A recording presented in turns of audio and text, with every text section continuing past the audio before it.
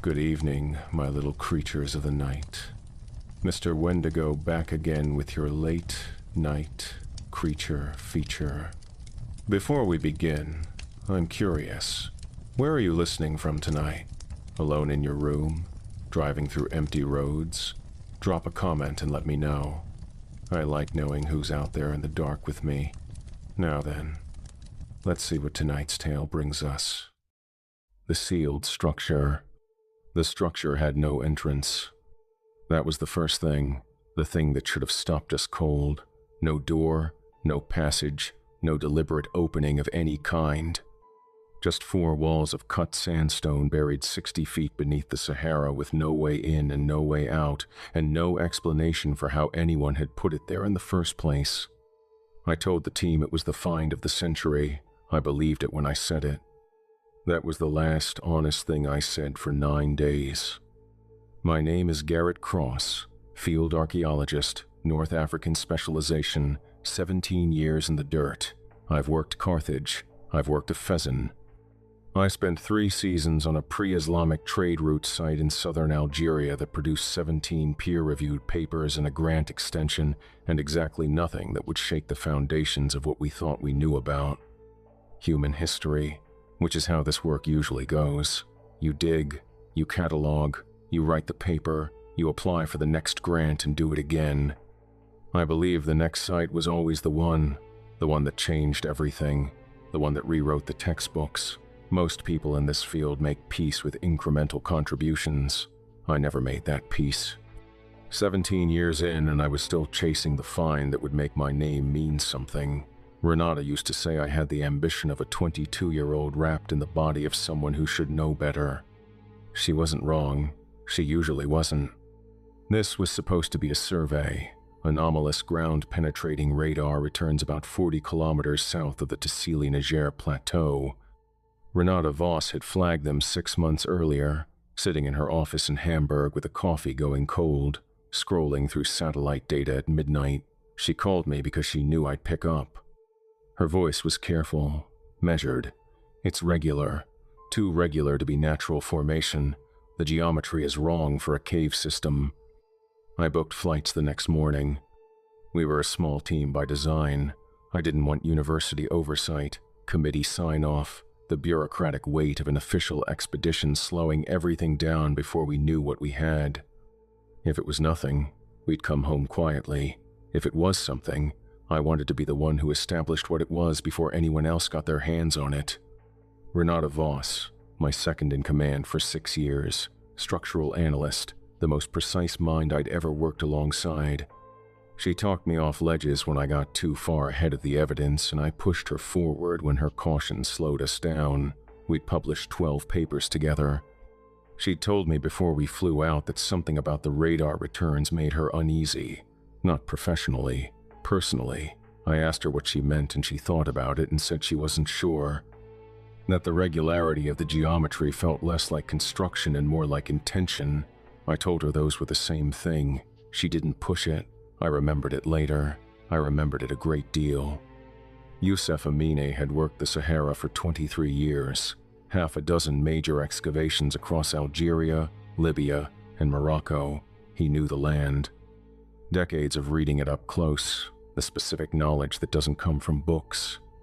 He knew which formations shifted without warning, how to read the sky for haboobs 2 hours before they hit, and he knew the traditions of the people who'd lived in these regions for centuries, the folklore, the things that got passed down. I'd hired him on 3 previous projects and trusted him completely. Callum Berg I'd worked with twice before, ex-military, equipment specialist, assessed a situation fast, said almost nothing, then did what needed doing without being asked twice. Didn't complain, didn't dramatize. If Callum told you something was a problem, it was a problem. If Callum told you it was fine, it was fine. And 4 hired workers from the nearest settlement, a town of a few hundred people about 90 kilometers north, recommended by Youssef. He'd worked with 2 of them before. They ranged from early 20s to somewhere around 50. The oldest had a gray beard and worked with a quiet efficiency that made you feel like an amateur beside him.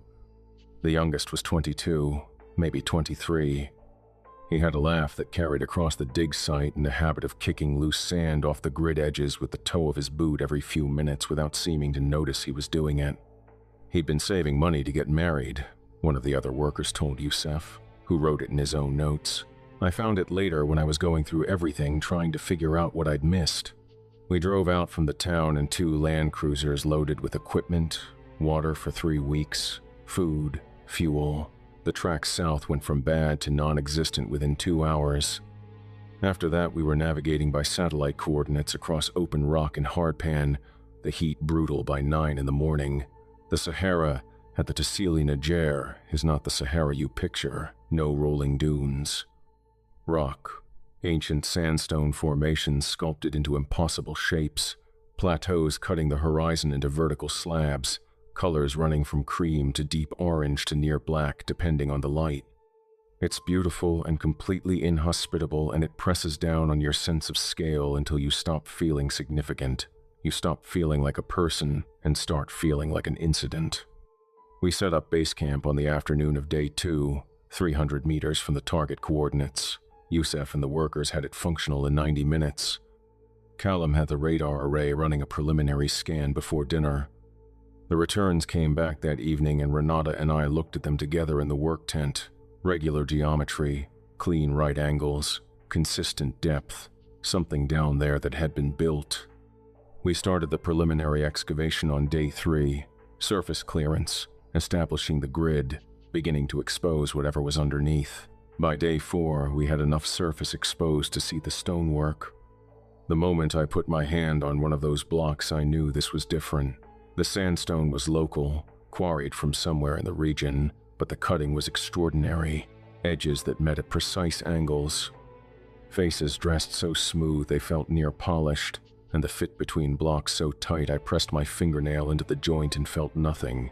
No gap, no give. "How old?" I asked Youssef. He crouched beside the exposed surface for a long time, ran his thumb along the joint, looked at the tool marks on the upper face of the block, and his expression shifted. "Pre-Islamic. Way pre-Islamic." "How pre?" Callum, from somewhere behind us. Youssef didn't answer. He stood and walked to the perimeter instead, slowly, running his hand along the joint lines wherever the stone was exposed. I thought he was looking for an entrance. Later, I understood he was doing something else entirely. No entrance. We walked the perimeter twice, 3 times. Callum ran the radar again, looking for a sealed passage, a collapsed tunnel, anything, nothing. Renata crouched at the northeast corner, fingers pressed into the joint line. Someone built a box, a perfect box, and then buried it. Or someone built a container. She looked at me. Youssef said nothing. He was staring at the south face, and his expression wasn't the one you wear looking at an archaeological discovery. It was quieter than that, more careful. I should have asked him what he was thinking right then. I didn't. I was already doing the math on grant extensions. We spent day 5 fully documenting the exterior, photography, measurements, material analysis, radar mapping of the structure's footprint, 18 meters on each side, a perfect square. The depth was harder to pin down, but the radar suggested the interior floor sat at least 4 meters below the current ground level. Nothing on any exterior face. No window, no vent, no mechanism. Renata came to me that evening while the workers were making dinner. "I've been thinking about the lack of entrance," she said. "And?" She turned her water bottle in her hands. Every sealed structure I've ever worked on was sealed from the outside. Tomb, ossuary, reliquary. The architecture assumes someone went in, placed what needed to be placed, and came out. Then the seal went on. There's always evidence of that final exit. A blocked passage, a collapsed shaft, a plug stone. She paused. This has none of that. The exterior faces are uniform on all 4 sides. It wasn't sealed. It was built sealed. From the outside. I thought about that. So whatever is inside was never meant to come out. She looked at me. Or the builders never intended to go in. That night I lay in the tent and thought about what she'd said. I should have let it land. Instead, I thought about what it meant for the significance of the find, what it would look like in print. We made our own entrance on the morning of day 6. We didn't find a weakness. We didn't discover a hidden mechanism or a crack or a loose stone. There was no weakness. We drilled. Callum ran a core drill through the south face, 40 centimeters of solid sandstone, and when the bit broke through into open space on the other side, the air that came out was wrong. Not stale the way you'd expect from a sealed chamber, not the dead neutral smell of compressed nothing, something else, mineral and dry and deep, old in a way that had actual weight behind it. It made you want to move your hand away from the opening. Yusef stepped back from the drill. We should stop. I told him we'd come this far, that this was what we were here for. He looked at me for a long moment, then he nodded and looked at the ground. We widened the breach over 4 hours. By early afternoon we had an opening large enough to enter. The 4 workers had gathered at a distance behind us while we worked. As we prepared to go in, I noticed none of them had moved closer. The youngest stood with his arms crossed and his weight shifted back. Yusef spoke to them briefly in Arabic. One of the older workers answered, short and flat. Yusef nodded. What did he say? Renata, quietly. He said the price of seeing some things is that you cannot unsee them. I thought that was poetic. I went inside. What was inside stopped all of us at the threshold.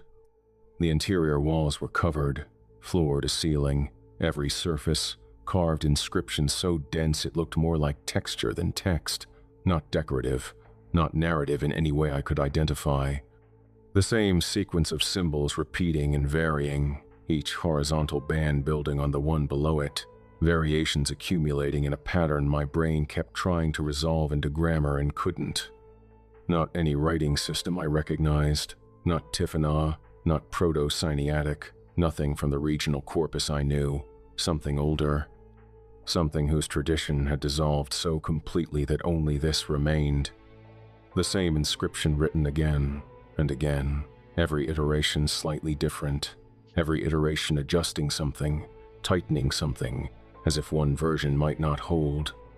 I stood there and turned slowly, and the walls went around me, and the silence inside was a different quality than outside, not the silence of emptiness, the silence of something present and still. Yusef made a sound in his throat when he saw it, not words, just a sound. Renata's flashlight moved across the nearest wall. Can you read any of it? Parts. He didn't touch anything. He held the light close to one section and his eyes moved across it slowly. It's a binding construction, very old, built on something older underneath. He moved the light lower. These bottom courses are in a system I don't fully recognize. The upper bands are later. Someone who understood the original intent, but was working in a different tradition.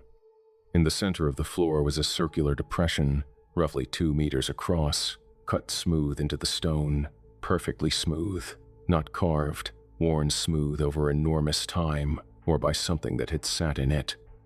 Perfectly centered, the lines of inscription on every wall terminated at the same horizontal band, 1 meter up from the floor, and below that the walls were bare.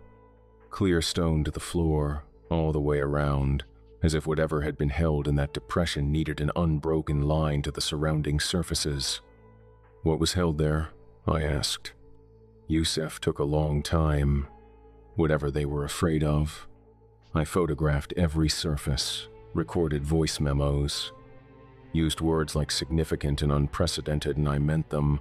I believed them. I was standing inside something no living person had been inside, and my brain was doing what my brain had always done, converting the experience into professional value, into publication, into career trajectory, into the version of Garrett Cross who had found the thing that made his name mean something.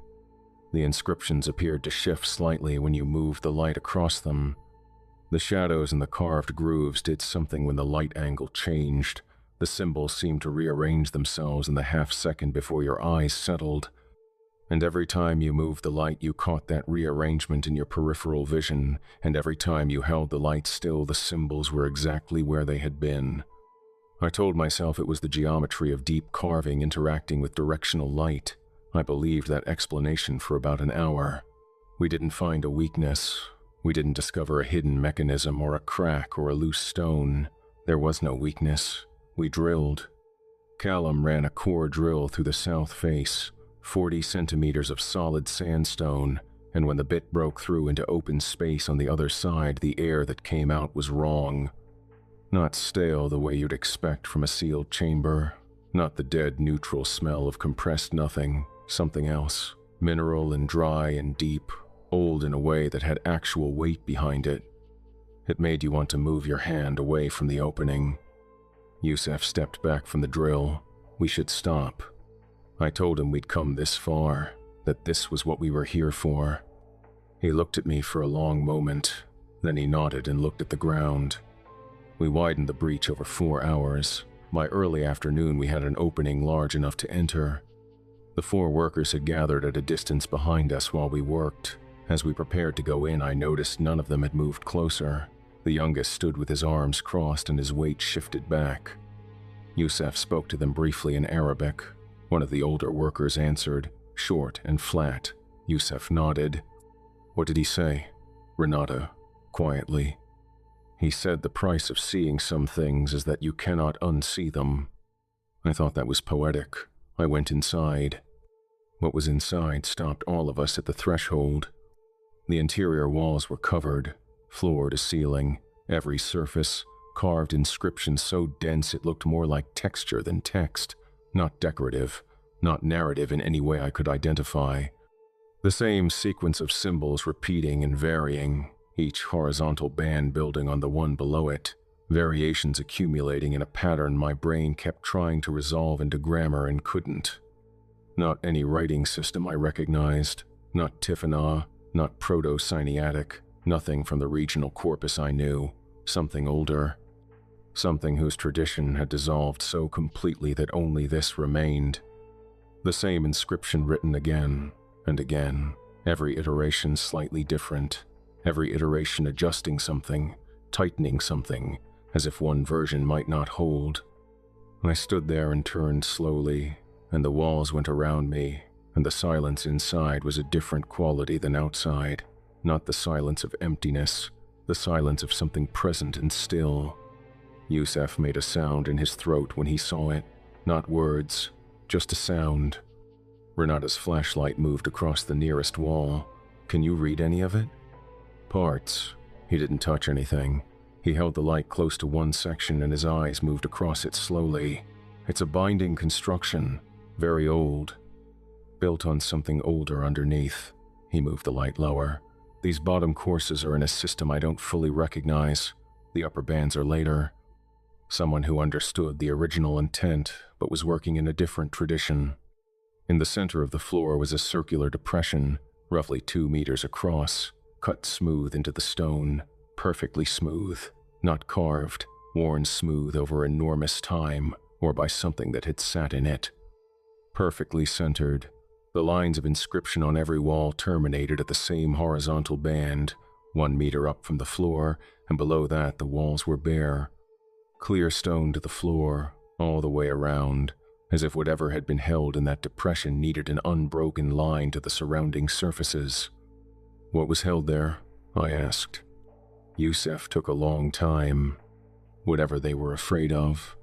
I photographed every surface, recorded voice memos, used words like significant and unprecedented, and I meant them. I believed them. I was standing inside something no living person had been inside, and my brain was doing what my brain had always done, converting the experience into professional value, into publication, into career trajectory, into the version of Garrett Cross who had found the thing that made his name mean something. The inscriptions appeared to shift slightly when you moved the light across them. The shadows and the carved grooves did something when the light angle changed. The symbols seemed to rearrange themselves in the half-second before your eyes settled.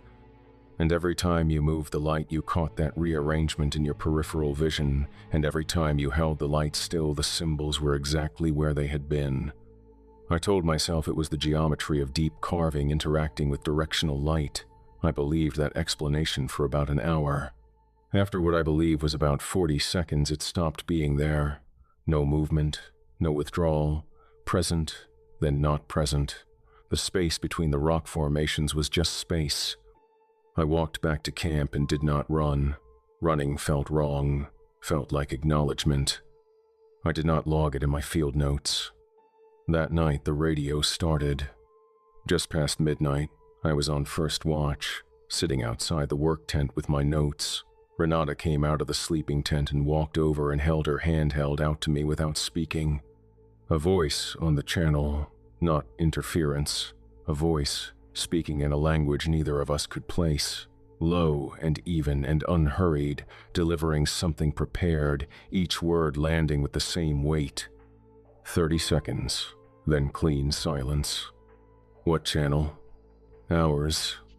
I told her to log it and record if it happened again. I sat there and told myself there was a rational explanation and came up short. At 3 a.m, Callum woke me, entirely controlled, his voice. He'd heard something on his own radio, not the unknown language, his own voice. His exact cadence, his clipped delivery, speaking back to him out of his own equipment. He couldn't recall the specific words, only that the rhythm was his, but the words were in the wrong order, a translation of himself into something that didn't quite have the right equivalence. He stood outside my tent in the dark and told me this in a flat, factual tone, and I could see what it had cost him. I told him to log it and try to get some sleep. He nodded, went back to his post, did not sleep. Neither did I. The first worker died the next morning. He'd gone past the equipment cache before the morning shift, the other 3 still in their tent. Yusuf found him on his morning site check and came to get me without saying anything, just appeared at my tent and waited. Halfway between the cache and the eastern grid, face down in the sand. The ground around him was disturbed in a wide radius, not the random disruption of a fall, but a pattern displacement. The sand arcing outward from his body in lines that suggested something large had moved around him in a slow circuit, something that left no track of its own. Only the evidence of what had been near him and how long it had stayed. His shirt was torn away at the back, not cut, torn in a single motion through the full thickness of the fabric, collar to hem, clean through, no blood. No marks on the exposed skin that I could identify as consistent with any animal. His hands were flat against the ground in front of him, fingers spread wide, pressed into the sand. A man who had tried to push himself up, who had pressed down with everything he had and gotten nowhere. His knuckles were white, even in death, the tendons in his forearms still tight, and the sand under his palms was compacted from the force he'd used. The sand beneath his face was dry. He'd been face down in 115-degree heat for at least 20 minutes, the ground temperature in direct sun well above that, and the sand under his face was bone dry. No moisture, no cooling, no evidence that heat had done what heat does. Whatever had taken from him, it had taken the moisture too, taken it so completely the sand red as dry ground, not a man's deathbed. I crouched next to him for a long time and could not find a single thing that made sense. What killed him? Callum, behind me, needing the information, not asking a question. I don't know. Yusuf stood at the edge of the disturbed sand and would not step closer. His mouth was moving slightly. We carried the man to the shade of the equipment cache and covered him. I didn't know what else to do. Renata found me afterward. Quiet, direct. Garrett, the radar, the voices, and now this. I told her we didn't have enough information to draw a connection, said it in the voice that was supposed to close a conversation. She went quiet in a way that meant she was done talking, not done thinking. The second worker was gone by early afternoon. Not dead, gone. He'd been on the north grid at 11, working the overburden clearance with his usual methodical pace. At noon, he was simply not there. Tools still in place, handle out in a row along the grid edge, orderly, his work habit, right to the end, water bottle on the ground, still capped, 3/4 full. The cap was still tight. He hadn't taken a drink before whatever happened, hadn't even paused his work, no tracks leading away in any direction. His footprints were there in the sand, moving within the grid, showing his path back and forth across the section, and then they stopped. Just stopped, mid-stride, the front print deeper than the back one, mid-stride, gone from motion. We searched for 2 hours. Callum ran it systematically, expanding rings from the last position, calling his name at intervals, going through the motions of a search even when part of you already knows. Yusuf moved differently, slower, checking things I couldn't read, his eyes going to the ground and then to the horizon, and back in a pattern that wasn't random but wasn't anything I recognized. Nothing. I radioed toward town, got patchy response, requested they send someone, told the remaining workers we were pausing exterior operations. They received this without visible reaction. They had already decided something among themselves. The remaining 2 workers positioned themselves at the far edge of camp, near the vehicles, and did not come near the structure again. The youngest had stopped singing. I told myself we were staying because driving out at midday in this heat was reckless, because we couldn't leave the body, because we needed to wait for someone official. Renata did not speak to me for the rest of the afternoon. Yusuf came to me at dusk and sat down. "You know what this is. Tell me what you think it is." He looked out at the horizon going red, the last light bleeding out across the plateau in shades of orange and deep brown. The desert doing its end-of-day thing where everything beautiful about it comes out right before the dark comes down hard. "You know what this is. Tell me what you think it is." "I lied to you about the inscription. I told you I could read parts of it. I can read all of it. I have been able to since the first afternoon inside." He paused. "I did not tell you because I was not sure you would stop." Renata had come out of the work tent. She stood a few feet away and didn't move closer or farther, just stood there in the cooling air with her arms crossed and listened. "Those constructions on the wall," Yusuf continued, "I know what they are. I have seen fragments in museums in Algiers and Tunis. Smaller examples, partial, incomplete enough that scholars debate their purpose." He turned and looked at me directly. "There is no debate about these. They are binding formulae, Garrett, not religious text. Not cultural record, instructions, a technical document for containing something that could not be destroyed. That chamber is not a tomb. It is not a ritual space. It is a prison. The inscription is not scripture. It is a lock, and you drilled through the wall." The fire Yusuf had built for dinner had burned down to coals. The sight around us was quiet, in a way it hadn't been quiet before, the specific quiet of a place where the normal sounds have stopped without anyone noticing when they stopped. I sat with that. The hardest part, the part I still carry, is that I knew he was right in that moment, not suspected, not entertained it as a possibility, knew. The knowing that lives below your thinking, in your hands and your gut, and the specific shape of a fear you've been swallowing for 2 days. I knew, and I said nothing, because saying it out loud meant accepting what I'd done to those men, to the one who'd been saving to get married. "What do we do?" Yusuf leaned forward. "We leave. Tonight. Both vehicles. Right now. We don't go back into the chamber. We drive north and we don't stop."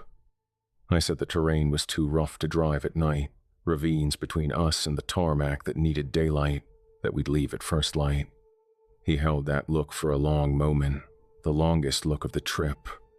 "First light may be too long." He stood and walked away. The 3rd worker died at 9:17 that evening. One scream from the direction of their tent, sharp enough to cut the generator noise, then nothing.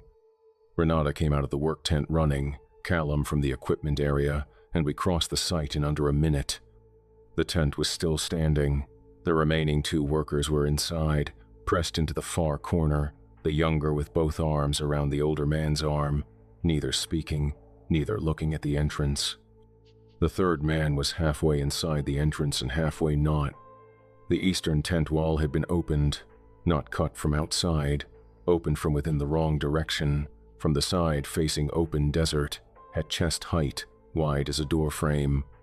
The nylon not cut but separated fast, the edges splayed outward. Something had come through it without slowing. The 3rd man had been caught mid-motion, going out or coming in. It didn't matter which. His upper half was inside the tent. His lower half was outside in the sand. The separation was at the waist, and it was not clean. The tent floor between the two halves of him was soaked through, the nylon dark and pooled at the edges, and the smell hit all three of us at once. That iron smell that settles in the back of your sinuses and doesn't leave. His hands, the upper half of him, were still reaching forward, still going somewhere. The muscles had fixed in the last motion he made. Renata made a sound behind me, low, involuntary. Callum pulled me back from the entrance. The two remaining workers were out of the tent and into one of the vehicles in 10 minutes.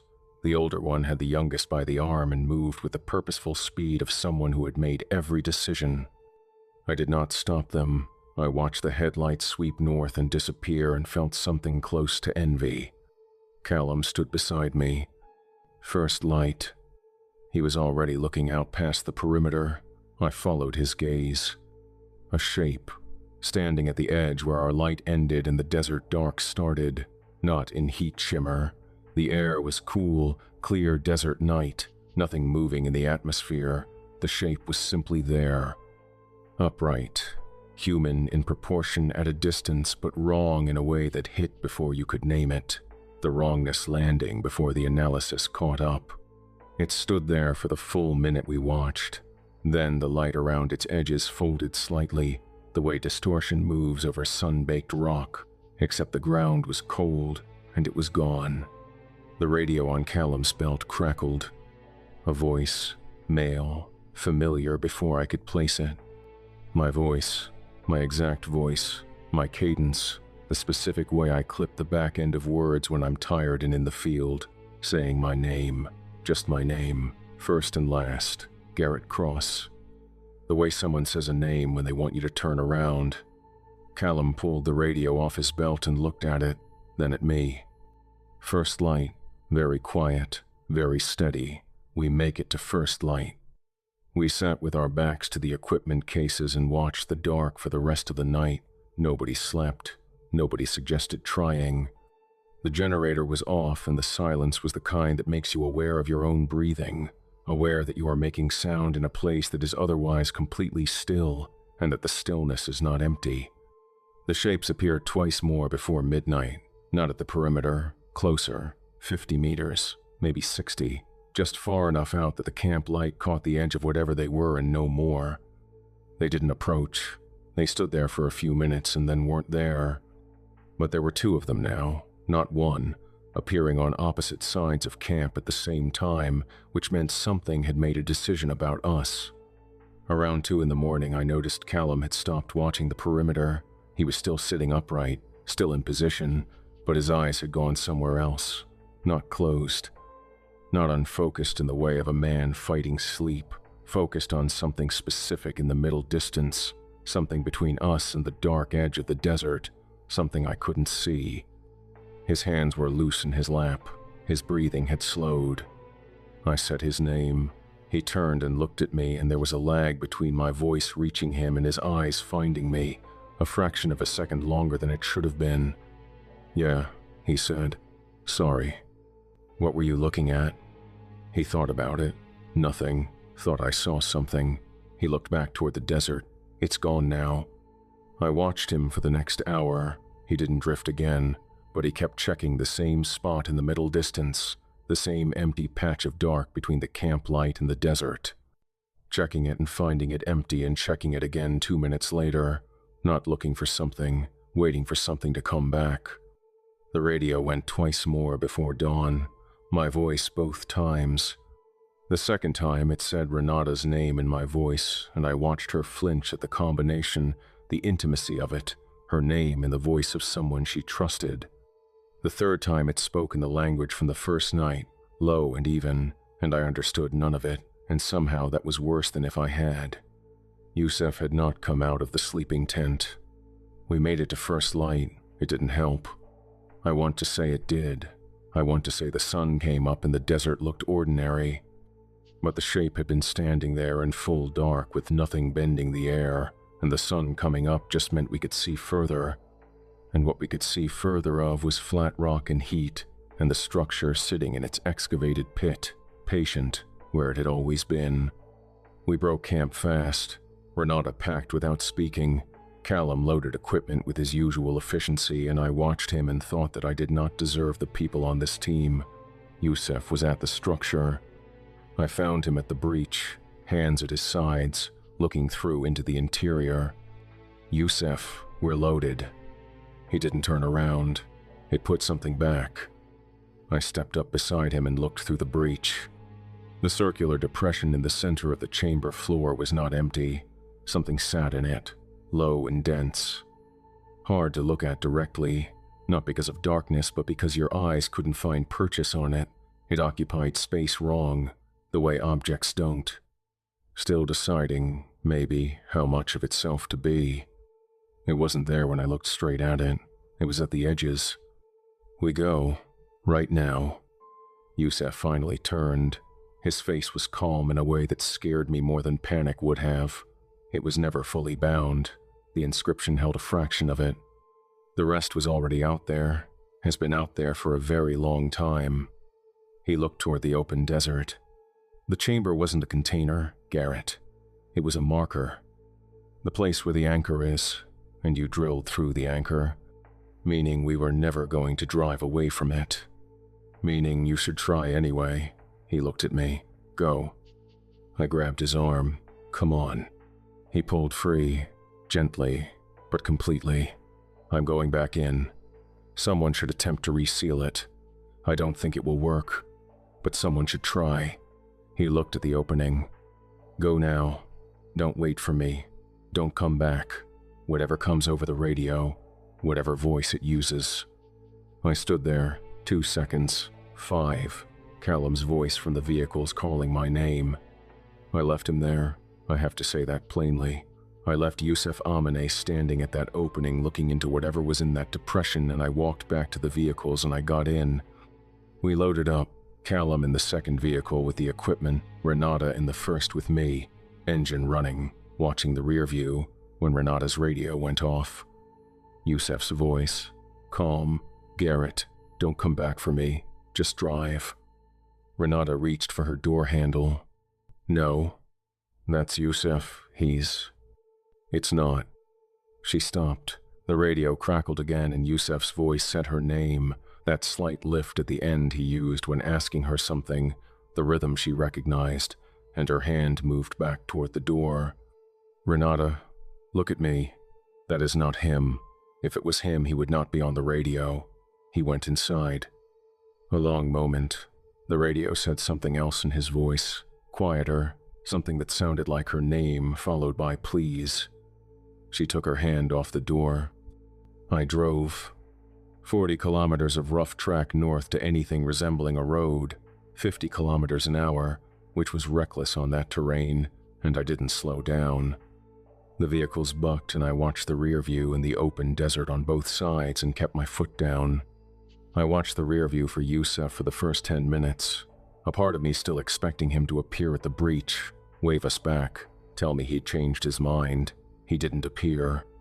The structure shrank in the mirror and then was gone behind a rock formation, and that was the last I saw of it. Then, somewhere behind us, somewhere between the vehicles and where the structure now sat out of sight, a sound came through the ground. Not a voice, not mechanical.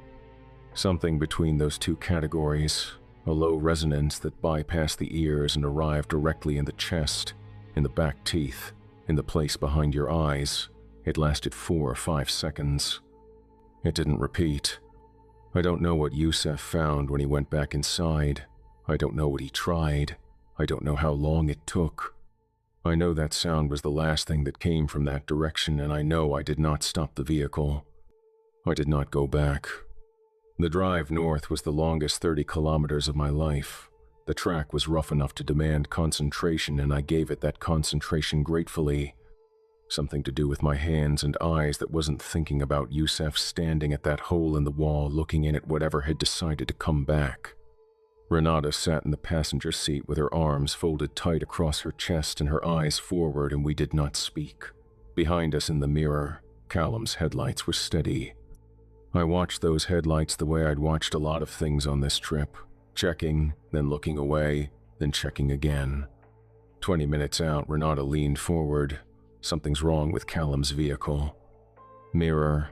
He was falling back. 30 meters. 40. His vehicle stopped. I stopped, got out, mid-morning heat already savage, walked back to his vehicle. Callum was in the driver's seat, hands on the wheel, engine running, looking at something through the windscreen I couldn't see from behind. I knocked on the glass. Nothing. Opened the door. Callum. He turned and his face was wrong. I want a more specific word and don't have one. Wrong. Not pain, not fear. Something occupying him differently. Something behind the familiar features that was using them without quite understanding how they worked. The way a person looks when they're repeating words in a language they don't speak. There for half a second, and then it pulled back, fast, caught itself. He blinked, long blink. Then his eyes came back to me and they were his again, tired and red at the edges from the night before. Sorry, I drifted. The same words Renata would use later. I didn't register it then.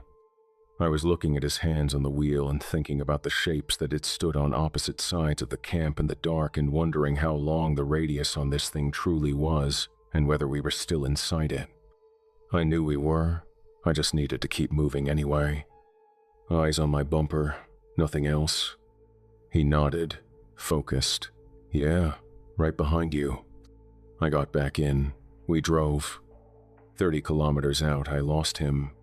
Headlights in the mirror swinging sideways, off the track, heading east into open hardpan. I stopped and watched for 3 seconds waiting for the correction. It didn't come. I reversed, his tire marks heading east, already blurring at the edges in the surface wind. I followed for 200 meters. His vehicle was stopped, engine running, driver's door open, nothing in the seat. Desert in every direction. Flat and open and featureless, nowhere to step behind, no formation large enough to hide a man, just his tracks from the vehicle door and then nothing, stopping. The desert had simply kept him. I stood there for a moment. The heat was extraordinary, the kind that makes the ground shimmer at the edges of your vision no matter where you look, the kind that makes every shape in your peripheral vision a candidate for something. I looked at every one of those shapes. Scanned the full 360 degrees of open ground. Nothing moved. Nothing was there. Just rock and heat in his empty vehicle with the engine still running, the fuel gauge reading a quarter tank, enough to run for hours yet, idling away in the middle of nothing. His radio was on the seat. I stood there in the full weight of the noon sun and looked at it for a long time. I thought about keying the transmit button, about saying his name, about what would answer. I left it, got back in, drove north and did not slow down and did not look back. There is a particular kind of silence in a vehicle when someone who was in it a few minutes ago is no longer in it. Not the silence of an empty vehicle, something more specific than that. The absence of a person has a shape. Callum had been in that seat this morning. He'd loaded equipment and driven and done everything he was supposed to do, and somewhere between the structure and the tarmac the thing had taken him without me seeing it happen. That was what I kept coming back to. I hadn't seen it happen. The vehicle had drifted off the track and he'd been gone before I got there. No struggle, no sound, no moment I could point to. Just Callum and then not Callum, the desert keeping what it wanted and leaving the rest. Renata didn't speak for a long time. Then he's gone. Yes. Youssef told you to leave last night. Yes. And you didn't. Nothing to say to that. She wasn't asking. We hit tarmac 90 minutes later. It came up suddenly, the rough track simply ending at the edge of a 2-lane road, and the transition to smooth surface felt like coming up from depth too fast. An old truck came toward us from the north. A man driving, a boy beside him. Ordinary, incomprehensibly ordinary. I pulled over and sat with my hands on the wheel and felt something unlock in my chest that I hadn't known was locked. Garrett. Her voice was wrong. Not wrong the way the radio voices were wrong in a smaller way. A pause before my name that hadn't been there before, a flatness in the vowels.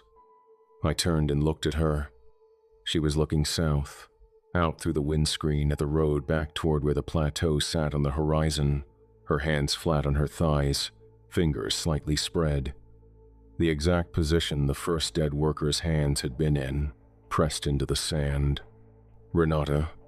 She turned and her eyes weren't tracking right, still, fixed on a point just behind me, just slightly off, not looking at me. Looking through me, or at something in the same direction as me that wasn't me. Then she blinked, and she was Renata, tired and frightened, grief moving across her face, entirely herself. Sorry, I'm sorry, I drifted. I looked at her for a long time.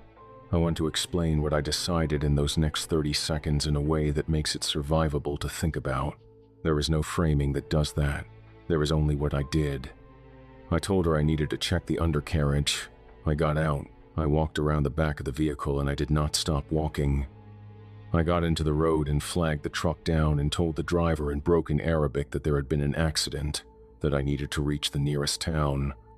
He looked past me at my vehicle on the shoulder, Renata visible through the glass. Your colleague? English. She needed to wait for the second vehicle, coming behind us. I would call ahead from town. He looked at me the way someone looks at you when they suspect something and haven't decided to say so. Then he nodded. I looked back once as the truck pulled out. Renata was still in the passenger seat, still turned south, looking back at where we'd come from. She did not turn as we drove away. I have thought about that image every day since. The official report said 2 deaths confirmed, 2 team members missing, 1 survivor, animal attack, disorientation from extreme heat exposure. The authorities were thorough and professional and filed a report that accounted for everyone and explained every death in terms that required nothing outside ordinary experience. I signed it. I answered every question they asked and did not answer the ones they didn't. There is a photograph in my field archive from day 5, interior of the chamber, east wall. In the upper left corner of the frame there is a shadow that is not cast by anyone in the photograph. The angle is wrong for anyone present. I have spent a long time looking at that photograph trying to find the source. I deleted the field archive 3 weeks after I got home, then I restored it from backup. I haven't opened it since. Last month I received an email from a researcher at a university in Tunis. She'd come across the official incident report through a colleague in the provincial administration. She wanted to know about structural anomalies, whether any of the inscriptions had been photographed, whether I would be available to consult on a follow-up survey. At the end of the email, she asked whether the structure had a primary entrance or whether it had been accessed through a breach. I wrote back. I told her the site had proven geologically unstable and that our excavation had triggered a partial collapse, that there was nothing at the site that warranted the cost of further investigation. I don't know if she believed me. Whatever came out of that chamber didn't stay in the desert. I think Yusuf knew it wouldn't. I think that's why he told me to drive and not stop. Not because distance would stop it. Because guilt would stop you, if you let it. And once you stopped, it had you. I hear my name sometimes, late at night, in the hours between 2 and 4 when everything is quiet and the dark outside feels closer than it should. My name, in my own voice, just the trailing edge of it. Like someone has already said it and the room is still deciding whether to give the sound back. I turn around every time, every single time, without fail, even now. The room is always empty, still and ordinary and completely dark. I stand there and wait to feel certain that it's only that it's only a room. I'm still waiting. Well, boys and ghouls, that wraps up another terrorific tale from the vault. Poor old Garrett, 17 years in the field, a shit ton of academic journals, a career built on the absolute conviction that the next site, the next find, the next thing nobody had ever seen before would be the one that made his name mean something, and it was. He found the thing. He just failed to account for the small detail that some things were buried because whoever buried them was terrified of what they'd found. And Yusuf, bless his heart, walked back into that chamber to try to reseal something that had never been fully bound in the first place, armed with nothing but knowledge and the courage to do what needed doing. The bravest man on that dig by a mile. How tragic for Yusuf. Braver than the man who left him there. How fucked up is that? And dear sweet Renata, sitting on the side of a road in the northern Sahara, hands flat on her thighs, looking south, still looking south, waiting for the second vehicle that was never coming. Oh, Renata, you almost made it. Just how we fucking love it. Hit that subscribe button. New creature features drop every Monday and Friday at 8 p.m. Central, and trust me, the next one's even nastier. Have you ever found something that should not have been where it was? A door that opened the wrong way, a room that was too cold, something buried in your backyard that you couldn't explain? Drop it in the comments. I want to know what you almost dug up. Until next time, kiddies, keep your fires burning and your eyes on the trees. This has been your late night creature feature. I'm Mr. Wendigo. And hey, look on the bright side, Garrett. You finally got that career-defining find. Sure, you can't publish it. Sure, everyone who came with you is dead or gone or sitting on a roadside looking at something you put there, but the academic community always said your best work was in the field. Turns out they had no idea how right they were. Sweet dreams, kiddies. Sweet dreams.